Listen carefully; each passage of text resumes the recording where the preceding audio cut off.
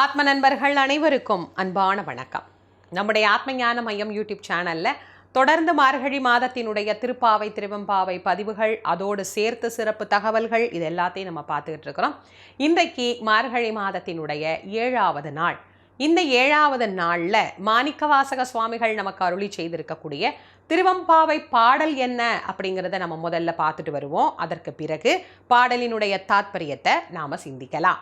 அன்னே இவையும் சிலவோ பல அமரர் உன்னற்கு அறியான் ஒருவன் இருஞ்சீரான் சின்னங்கள் கேட்ப சிவனென்றே வாய் திறப்பாய் தென்னா என்னா முன்னம் தீசேர் மெழுகு ஒப்பாய் என்னானை என்னரையன் இன்னமுது என்று எல்லோமும் சொன்னோம் கேள் வெவ்வேறாய் இன்னம் துயிலுதியோ வண்ணெஞ்ச பேதையர் போல் வாழா கிடத்தியால் என்னே துயிலின் பரிசேலோர் எம்பாவாய்.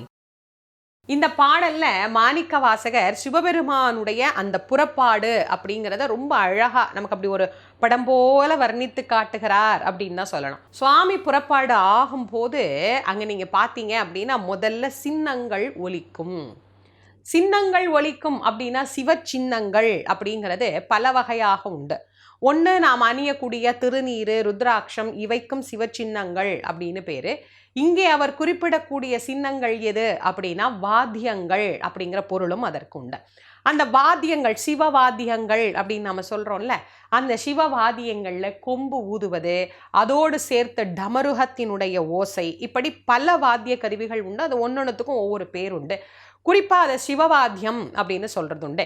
இந்த சப்தமெல்லாம் கேட்க எம்பெருமான் புறப்பட போகிறார் அப்படிங்கிறது மக்களுக்கு தெரிந்து எல்லாரும் விரைந்து கோயிலுக்கு வருவாங்க. இந்த வாத்தியங்களினுடைய அந்த அழகிய ஓசைக்கு நடுவில் சுவாமி அப்படி ஆனந்த கூத்தாடி எழுந்து வருவார். அங்க நாதஸ்வரம் வாசிக்கப்படும், மேளம் வாசிக்கப்படும். சுவாமி புறப்படும் போது மல்லாரி வாசித்து அந்த சுவாமி அப்படி அழகா வருவதற்கும் அந்த ஓசைக்கும் அத்தனை அற்புதமா இருக்கும்.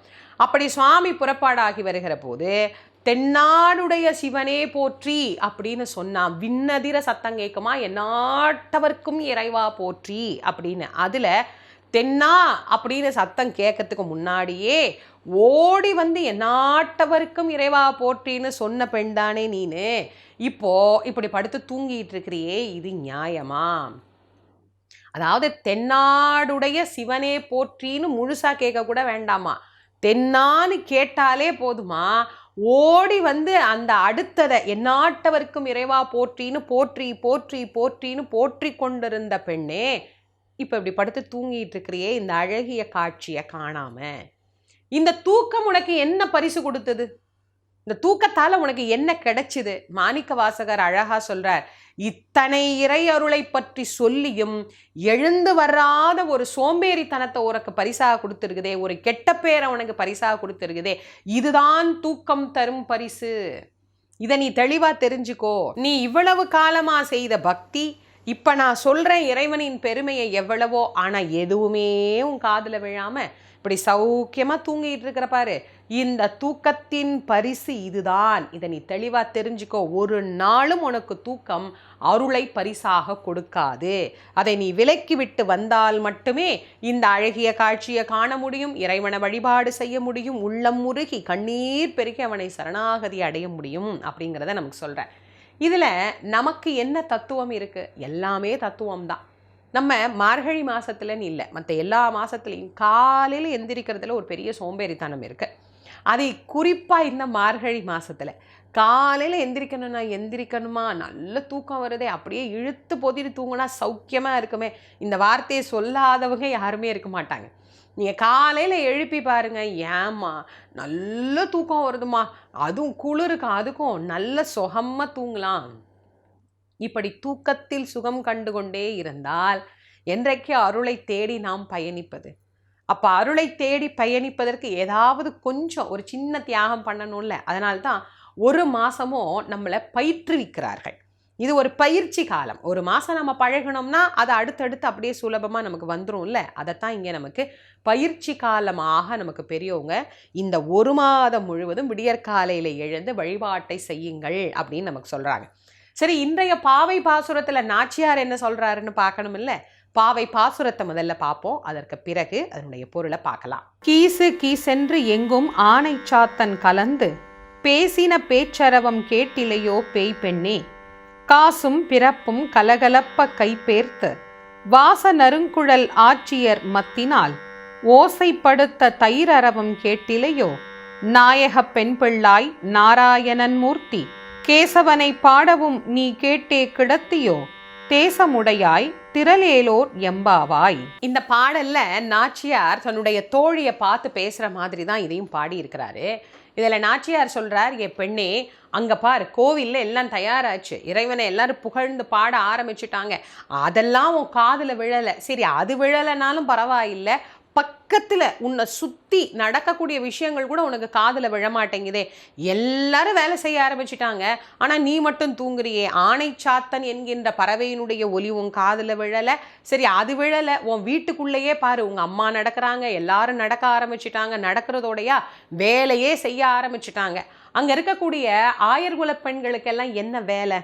ஆயர்குல பெண்கள் காலையில் எழுந்து, அதிலேயும் சூரிய உதயத்திற்கு முன்பாகவே எழுந்து தங்களுடைய கடமைகளை எல்லாம் முடிச்சுட்டு தங்களுடைய வேலையை துவங்குவாங்களாமா. என்ன வேலை? தயிர் கடையிற வேலை. அவங்களுக்கு வேலையே அதுதானே. சூரியன் உதயமான பின்பு அதை செய்கிறது இல்லை, சூரிய உதயத்துக்கு முன்னாடி தான் செய்யணும். அப்போ தான் வெண்ணெய் நன்றாக திரண்டு வரும். அந்த வெப்பம் வந்துருச்சுன்னா அது திரளாது. அப்படிங்கிறதுனால வெயில் வரத்துக்கு முன்னாடி அந்த இளம் பனி இருக்கிற நேரத்திலேயே அவங்க வேலை செய்வாங்க. இன்றைக்கி நம்ம ஐஸ் கட்டியை போட்டு தயிரிலிருந்து வெண்ணெயை பிரித்து எடுத்துக்கலாம், எத்தனை மணிக்கு வேணாலும் நம்ம செஞ்சுக்கலாம் அப்படின்னு இன்றைக்கி நம்ம வேலை செய்கிறோம். ஆனால் அன்றைக்கெல்லாம் அப்படி கிடையாது. அந்த வெண்ணெயை மோர் இருந்து பிரித்து வெளியில் எடுக்கணும்னா வெயிலுக்கு முன்னாடி செஞ்சால் தான் அது நல்ல வெண்ணெயாக அப்படி திரண்டு வரும். அப்போ அந்த பெண்கள்லாம் என்ன பண்ணுறாங்களாமா, தயிர் சட்டியில் மத்தை போட்டு எல்லாரும் கடையிறாங்க. மத்தோசை உனக்கு கேட்கல, அந்த தயிரிலிருந்து சல சல சல சலன்னு ஒரு சத்தம் வரும் பாருங்க, அந்த சத்தமும் உனக்கு கேட்கல. சரி, அதுதான் கேட்கலன்னு பார்த்தா கழுத்து நிறைய ஆபரணங்கள் போட்டிருக்கிறாங்களாமா அங்கே இருக்கக்கூடிய பெண்கள். அந்த எல்லா ஆபரணங்களும் என்ன ஆகுது, தாலி, செயின், மற்ற அவங்க போட்டிருக்கக்கூடிய அந்த உருப்படிகள் இதெல்லாம் சேர்த்து அந்த பெண்கள் அப்படி அசைந்து அசைந்து கடையும் போது அதிலிருந்து ஒரு சத்தம் வருது பாருங்க. கையில் இருக்கிற வளையல், காலில் இருக்கிற கொலுசு, கழுத்தில் இருக்கிற அணிகலன், இது எல்லாம் பெண்கள் நடக்கும்போது நிற்கும் போது வேலை செய்யும் போது சத்தம் வரும் இல்லை? அப்போ அதை சொல்கிறாரு, இத்தனை சத்தமும் கேட்காம நீ தூங்குறிய, எப்படி தூங்குற? இது ஒரு அதிசயம்தான். சில பேர் தூங்குவாங்க பாருங்க, என்ன சத்தமாக இருந்தாலும் அவங்க தூங்குவாங்க. அப்போது ஆண்டாள் நாச்சியார் சொன்னது இப்போ இருக்கிற தலைமுறையினர் வரைக்கும் பொருந்தது தானே. இந்த தூக்கத்தை விட்டு நீ எழுந்து வா, இங்கே இது எல்லா சத்தத்தையும் தாண்டி இறைவனை புகழ்ந்து பாடுகிற சத்தத்தை நீ கேளு, இந்த மாதத்தில் இதை நீ செய் அப்படின்னு ஆண்டாள் நாச்சியார் எழுப்புறார். இந்த பாடலை நாம் கேட்கும் போதெல்லாம் ஒரு விஷயம் ஞாபகம் வச்சுக்கணும். இறைவனுக்கு அப்படின்னு உண்டான அந்த நேரத்தில் நாம் நம்முடைய வழிபாட்டை முறையாக செய்தோம் அப்படின்னா, சோம்பேறித்தனம் இன்றி செய்தோம் அப்படின்னா அதற்கான பலன் அப்படிங்கிறது நிச்சயமாக நமக்கு கிடைக்கும். இன்றைய பாவை பாசுரத்தை பற்றியும் நாம் பார்த்தோம், திருவெம்பாவை பாடலை பற்றியும் நாம் பார்த்தோம். இன்றைய சிறப்பு தகவல் என்ன அப்படிங்கிறத பார்க்கலாம். இந்த பாவத்திற்கு எங்கு போயும் உங்களால் பிராயச்சித்தம் தேட முடியாது, இதற்கு மன்னிப்பே கிடையாது அப்படிங்கிறத பற்றி தான் இன்றைக்கி பார்க்க போகிறோம். அது என்ன பாவம்? நிறைய பாவங்கள் இருக்குது அந்த மாதிரி. ஆனால் அதில் தலையாய ஒரு பாவத்தை பற்றி தான் இன்றைக்கி நான் உங்ககிட்ட பேச போகிறேன். நிறைய பேர் பயந்துருப்பீங்க, ஏதோ ரொம்ப பெரிய பாவம்னு சொல்கிறாங்களே அம்மா, அது என்ன அவ்வளோ பெரிய பாவம் அப்படின்னு. அது என்ன பாவம் அப்படின்னு தெரிஞ்சுக்கணுமா? தாய் தந்தையரை வயதான காலத்தில் நிராகரிக்கின்ற பாவத்திற்கு எங்குமே போய் பிராயச்சித்தம் உங்களால் தேட முடியாது. இன்றைய தலைமுறையினருக்கு இதை திரும்ப திரும்ப திரும்ப பதிவு செய்ய வேண்டிய ஒரு தகவலாக இருக்கு. நான் ஏற்கனவே என்னுடைய பல பதிவுகளில் தொடர்ந்து இதை பற்றி நான் உங்களுக்கு நிறைய சொல்லியிருக்கிறேன்.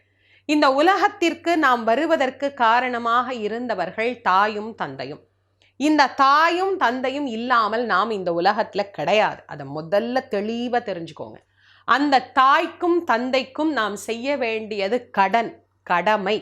அது ஆணாக இருந்தாலும் சரி, பெண்ணாக இருந்தாலும் சரி, பெற்றோர்களை கவனிக்க வேண்டும் அப்படிங்கிறது கடமை.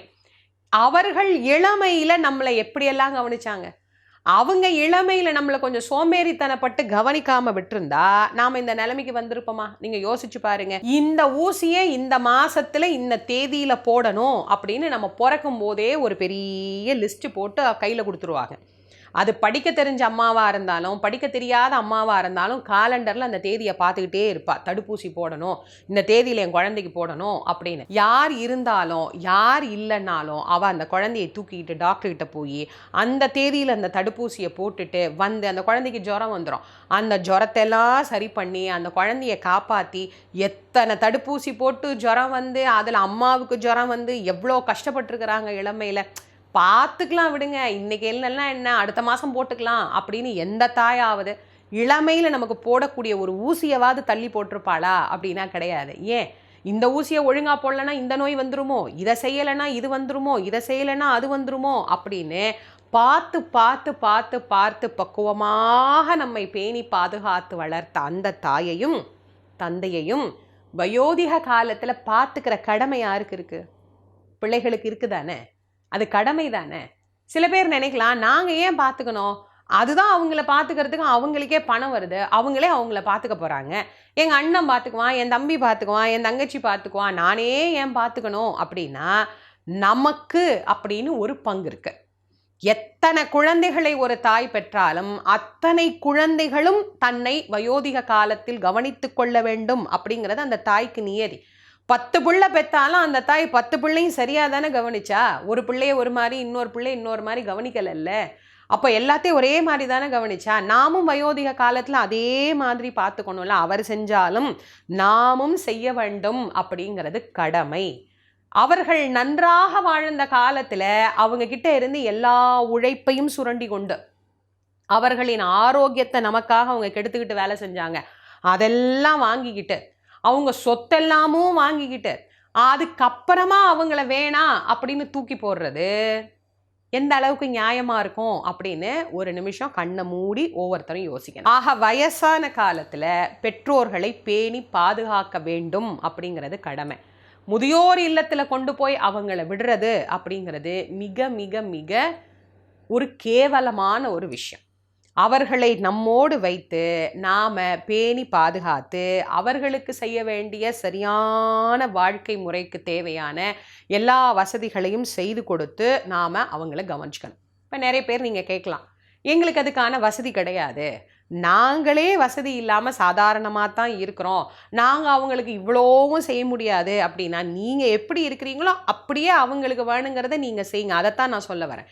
நீங்கள் என்ன நிலையில் வாழ்கிறீங்களோ அதே வாழ்க்கை தானே அவங்களுக்கும் நம்ம கொடுக்கணும். அதனால் அவங்களை முறையாக கவனித்து, இல்லை எங்களோட அவங்க ஒத்து போக மாட்டாங்க, எங்களோட அவங்க இருக்க மாட்டாங்க, பிரச்சனையாக தான் வருது அப்படின்னா அவர்களுக்கு உண்டான அந்த மரியாதையோடு அவர்களை வாழ வைக்கணும் அப்படிங்கிறத நம்ம தெரிஞ்சுக்கணும்.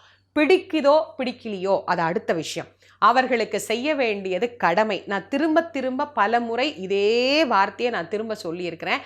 தொடர்ந்து என் பதிவை கேட்குறவங்களுக்கு அது நல்லா தெரியும்.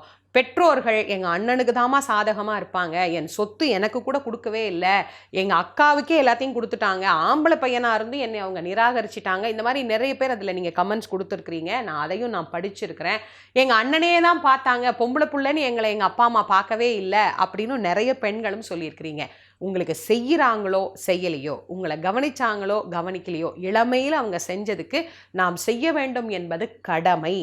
இந்த கடமையை நாம் சரியாக செய்யலைன்னா நமக்கு பின்னால் பித்ரு தோஷம், பித்ரு சாபம் இப்படிலாம் நிறைய வருது பார்த்தீங்களா? இதெல்லாம் தேடி போவேணாம், தானாகவே வந்துடும். அதனால் எப்போவுமே ஒன்று தெரிஞ்சுக்கோங்க, பெற்றோர்களுக்கு செய்ய வேண்டிய கடமையை யார் ஒருத்தர் சரியாக செய்கிறார்களோ அவர்களுக்கு எந்த பாவமும் வராது, அவர்களுக்கு நல்ல புண்ணிய வாழ்வு அப்படிங்கிறது நிச்சயமாக கிடைக்கும். இந்த பதிவை உங்களுடைய நண்பர்கள், உற்றார் உறவினர்களோட பகிர்ந்து கொள்ளுங்க. ஏன்னா இன்னைக்கு நிறைய வயதான தாய் தந்தையர்கள் தங்கள் பிள்ளைகளால் நிராகரிக்கப்பட்டு ரொம்ப கஷ்டப்படுறாங்க. கேட்கக்கூடியவர்கள் ஓரளவுக்கு புரிஞ்சுக்கிட்டு பெற்றோர்களை ஆதரித்தா அந்த புண்ணிய பலனில் உங்களுக்கும் பங்கு கிடைக்கும். நம்முடைய ஆத்மஞான மையம் யூடியூப் சேனலை இது வரைக்கும் நீங்கள் சப்ஸ்கிரைப் பண்ணலைன்னா பண்ணிக்கோங்க. மீண்டும் நாளைய திருப்பாவை திருவெம்பாவை பதிவில் உங்கள் அனைவரையும் சந்திக்கும் வரை உங்கள் அனைவருக்கும் நன்றியும் வணக்கமும் கூறி விடைபெறுவது திருமுருக வள்ளல் வாரியார் சுவாமிகளின் மாணவி தேசமங்கேற்கரசி. நன்றி, வணக்கம்.